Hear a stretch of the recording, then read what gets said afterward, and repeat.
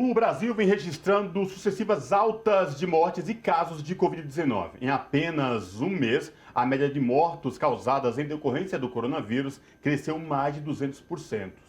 O total de casos seguramente é ainda maior, já que os resultados positivos de autotestes não entram nos índices oficiais, ampliando ainda mais e potencializando a subnotificação. Para repercutir o atual cenário da pandemia no país, o Revista Brasil TVT conversa agora com Lígia Kerr, que é vice-presidenta da Abrasco, a Associação Brasileira de Saúde Coletiva, e também professora da Universidade Federal do Ceará. Olá, professora Lígia Kerr, prazer falar com a senhora, seja muito bem-vinda, tudo bem? Olá, obrigada pelo convite, bom estar aqui com vocês. Professora, muito tem se falado do aumento de casos em decorrência do coronavírus e também de infectados pela Covid-19 no país. A gente vinha de uma baixa, né, registrando baixas constantes, e do nada, né, um pool de novos casos de mortes e infectados. Professora, o que está acontecendo exatamente? Qual o atual momento da pandemia no Brasil? O que nós vemos acontecer neste momento é a ocorrência da Omicron. A variante Omicron, ela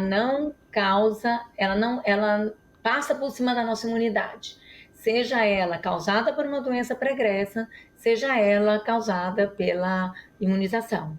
Então, ela passa por cima disso e ela vai causar novas infecções e vai ser assim enquanto o mundo não tomar uma consciência de que precisa parar o processo de replicação do vírus. Quanto mais o vírus se replica, mais chance ele tem de formar novas variantes. E cada nova variante, ela passa em cima da anterior e até dela mesma. Então, uma pessoa que já teve a Ômicron, ela pode perfeitamente, 20 dias depois, 2 meses depois, 3 meses depois, ter uma nova infecção. Então, é cada vez mais comum a gente ver pessoas que tiveram em janeiro a primeira Ômicron, tendo de novo agora nesse novos episódios, né? E pega a família inteira, porque ela já pode ser considerada uma das doenças mais transmissíveis da história da humanidade, né? Não tem nenhuma que seja tão transmissível que nem essa Ômicron. E professora, a gente tem um dado que é que 44% da população brasileira tomou a dose de reforço. Esse dado é preocupante, considerando essa infecção que você está colocando da Ômicron?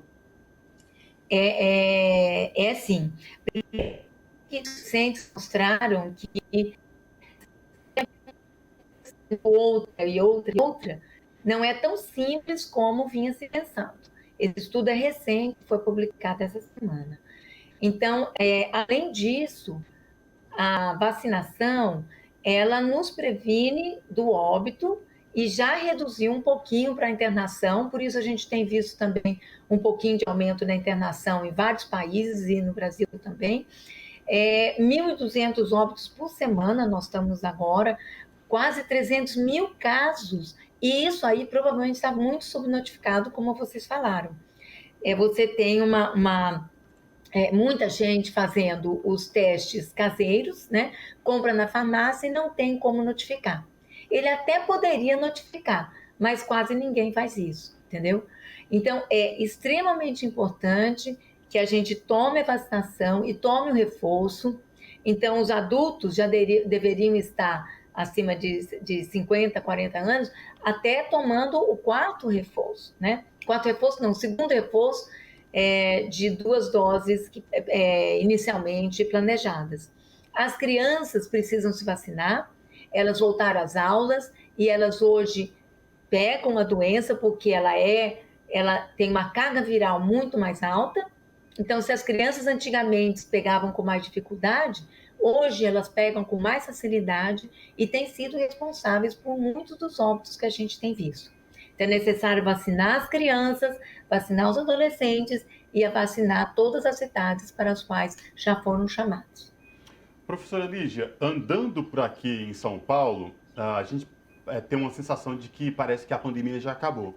Porque é muita gente sem máscara, há obrigatoriedade no transporte público aqui em São Paulo, mas muita gente já está desleixado por completo, não usa as máscaras. Em ambientes fechados, por exemplo, as pessoas dentro de elevadores também não estão usando mais máscara. Será que nós não aprendemos com os exemplos lá de fora, quando os gestores flexibilizaram em massa o uso de máscara nos ambientes públicos fechados, transporte público, por exemplo, e liberando festas e mais festas? Isso não trouxe nada de exemplo para a gente, professora? É uma pena porque eu fui defensora da manutenção da máscara, não só aqui no estado, como no país. A retirada da máscara é que vem provocando isso, porque se nós temos uma variante que passa em cima da nossa imunidade, só tem uma outra maneira da gente bloquear, é fisicamente colocando uma máscara.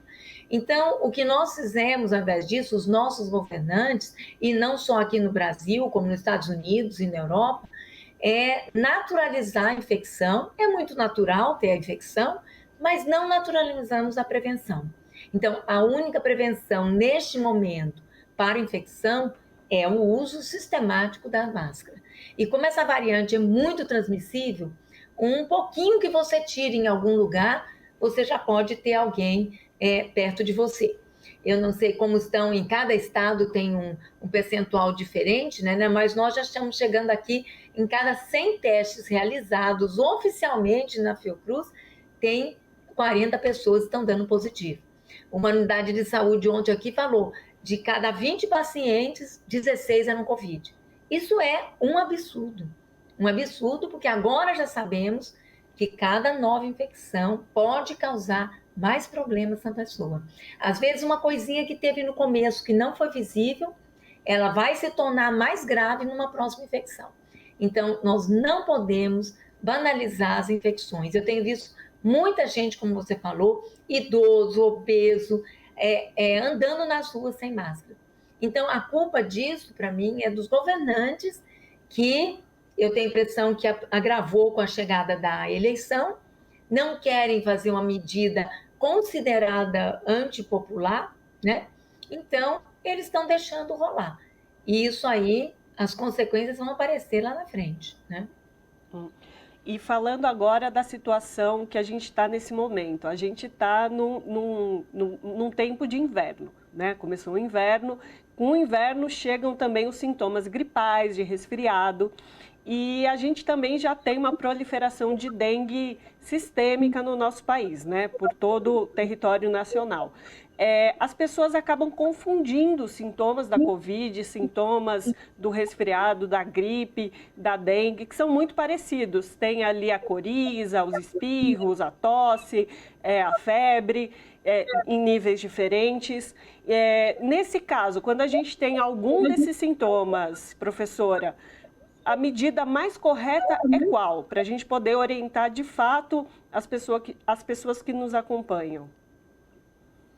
Meu avô tinha um ditado muito engraçado. Às vezes eu falo assim, vovô, o senhor acha que vai chover? A gente ia passar e falar assim, minha filha, em tempos de chuva, todo sinal é de chuva. Então, vamos por este caminho. Toda coriza, toda tosse, neste momento, tem que ser encarada como aquela que é a que causou maior gravidade no ser humano até agora. Nós vivemos um vírus que, apesar de já conhecermos pouco, ainda desconhecemos muito.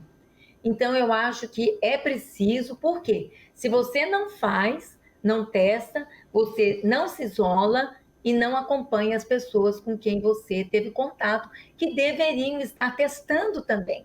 Então, depois de 5 dias de um contato, mesmo sem sintoma, uma pessoa que teve contato com outro sabidamente positivo deveria estar testando. E nós não estamos fazendo isso. Ao invés disso, eu ouvi muitos países desenvolvidos chamando a estratégia de testagem e acompanhamento, né, isolamento e acompanhamento dos contatos da China de suicida. Quer dizer, a China tem hoje registrado, ela sabe os assintomáticos, os sintomáticos, porque ela testou uma grande parte da sua população. Então, hoje ela sabe, ela teve cerca de 200 mil casos do início da pandemia até agora. Nós estamos tendo isso por semana epidemiológica, gente. Onde é que está a normalidade disso? Né? Então, e eles tiveram 5.500 óbitos. Olha nós, eles têm 1 bilhão e 400 mil milhões de habitantes. Então, olha a comparação, é cruel, né? É cruel se a gente observar sob esse ponto de vista. Então, eles que são suicidas controlaram, a economia é uma das melhores do mundo, né? No primeiro ano de pandemia, a China crescia no início da pandemia, ela estava já crescendo, Estados Unidos e o Brasil decrescendo, porque não fez a sua lição de casa. Na hora que era para fechar, não fechava, abria tudo, aquelas questões dos direitos todos acabados, foi um desastre, né? Então, hoje continua o desastre da gente permitir que a infecção se espalhe incontroladamente e podendo causar novas variantes. Sobretudo, professora, sabendo desse aumento e dos riscos das novas variantes, a liberação de festas. Todo mundo está cansado, é óbvio que todo mundo está cansado, mas ninguém parece que se dá conta de que a pandemia não acabou, de que ela continua persistente e que o vírus está cada vez mais resistente. E mais ainda, as pessoas não estão se atentando para as doses de reforço da vacinação. Sobre essa questão, professora, tem muita discussão sobre nós estamos saindo de pandemia para entrarmos em uma endemia. O que tem de verdade nisso, que é fato e que não é fato, professora? No fim do ano passado, muitos pesquisadores falaram, agora está terminando, nós vamos entrar numa fase de endemia, né? Endemia não significa que é uma coisa boa. Endemia é conviver com aquele vírus ou para sempre ou por uma boa quantidade de anos. E aí as sociedades vão decidir com que nível de óbito e de casos elas gostariam de conviver.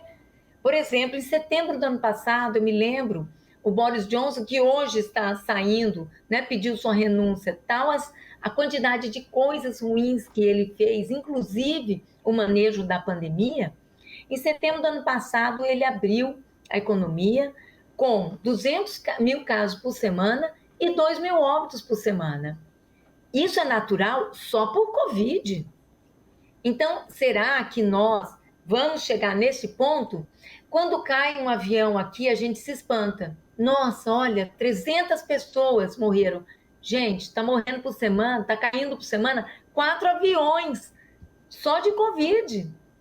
E a gente está achando isso normal. Então, eu acho que a população não está entendendo direito o que está acontecendo. Acho importantíssimo o papel dessa oportunidade de discutir. Outro dia, um eletricista entrou na minha casa sem máscara. Falei, epa, peraí. Peguei a minha, eu já tenho uma caixinha, né, da máscara cirúrgica. Falei, não é 100%, mas é a melhor que eu tenho para oferecer. Coloque aqui. Falei assim, mas, doutora, a pandemia não acabou? Por que você quer que eu use máscara? Então, as pessoas têm essa sensação. Se ninguém fala mais, isso que eu tenho não pode ser Covid. É uma alergia, é a fumaça. Ontem me falaram, não, foi uma fumaça que eu peguei. A outra falou assim, entrei numa sauna. Falei, minha filha, se fosse você, eu ia fazer o exame, entendeu? Porque até prova em contrário, você tem que descartar a Covid, entendeu? Então, nós estamos brincando com fogo, e não sou só eu que digo isso, né? Eu vi vários pesquisadores internacionais dizendo, são poucos, mas que estão dizendo, nós estamos brincando com fogo. Professora, nós não sabemos o que pode acontecer nesse futuro. Esse relato que a senhora trouxe agora do eletricista é algo que vem se repetindo com a população. É o comum, né? Por que isso? Porque os gestores, governadores, prefeitos e o comandante-chefe, no caso o presidente da República, simplesmente esqueceram de fazer campanhas de conscientização alertando para isso. Isso é reflexo dessa falta de organização geral, né, dos gestores. É isso mesmo, professora? Eu seria mais cruel que você, porque você foi bonzinho dizendo que eles esqueceram. Eu sinto que isso está na agenda deles. E como essas medidas, né, dizer que a pandemia ainda está com a gente, a vacinação não está total, né, e usar máscara são atitudes que podem, inclusive e principalmente, desagradar os agentes da economia, né? Então, isso não é uma atitude que eles acham que deve ser tomada nessa época, entendeu? Então, infelizmente, a população não ouve mais falar, têm pouco acesso aos meios de comunicação, e é isso que eles estão pensando, que a pandemia acabou. Mas ela não acabou. E eles estão estimando 3 a 4 infecções por ano se nós continuarmos nesse ritmo. Uhum. E professora, rapidamente, porque o nosso tempo está acabando realmente, falar sobre as crianças menores de 5 anos aqui no Brasil que não têm acesso à vacinação ainda. Como que você avalia esse caso? Infelizmente, né? E nem foi pedido, a Pfizer e Moderna não pediram, aqui nós não tivemos Moderna, né? Não pediram a validação para essa faixa etária, e a que pediu, que é a Coronavac, ainda está a coisa rolando por aí, né? Muitos países utilizaram a Coronavac. Na infância é uma vacina muito boa, porque é um vírus inativado, tem poucas reações adversas, e a criança responde muito bem, diferente do idoso, que precisa de um sistema imunológico mais denso para que possa acontecer. Então, nós já deveríamos estar vacinando crianças até de 2 anos, vários países já vacinando milhões, eu não estou falando assim de pouquinha gente, não, com pouquíssimos efeitos colaterais e muita coisa boa, que é a redução de casos e óbitos nessa faixa etária. Perfeito, professora. Conversamos com Lígia Kerr, vice-presidenta da Abrasco. Muito obrigado, professora, pela sua participação. Eu que agradeço. Obrigada, Abraço, bom dia para professora. vocês. Até a próxima. Abraço. Até a próxima.